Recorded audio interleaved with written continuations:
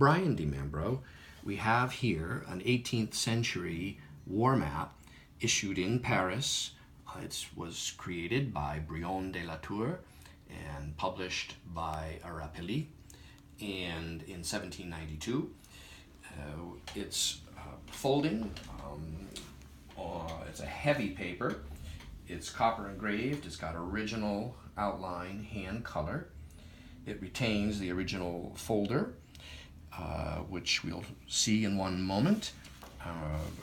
I'm going to fold it now to show the condition of the paper, which is quite okay. There are some short intersection fold line splits, but nothing severe or offensive.